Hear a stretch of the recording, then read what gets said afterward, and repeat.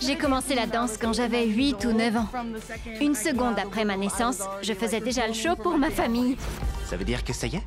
Tu te remets à danser pour de vrai? Oui. C'est vraiment génial de pouvoir combiner mes deux passions dans un seul projet.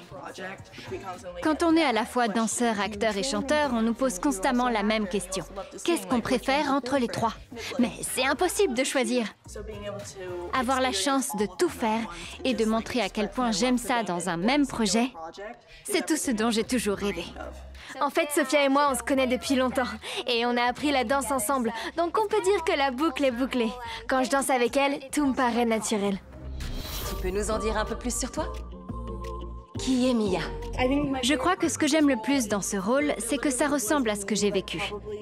C'était un peu mes débuts à Los Angeles. Vous connaissez ça, les filles? Quand on est danseuse, c'est effrayant et intimidant.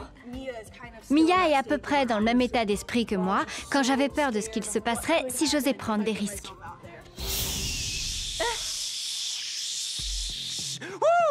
Je devais tout éteindre parce que t'as mis le feu. Je me suis pas présenté. Ritz. Je dirais que Ritz a le rôle d'un père ou d'un mentor dans la vie de Mia.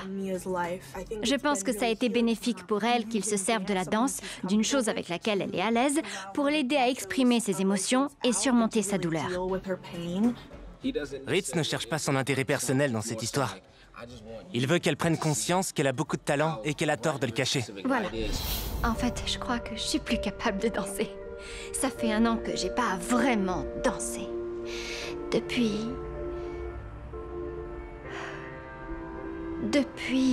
qu'il est mort. Je suis vraiment désolé. Je te comprends.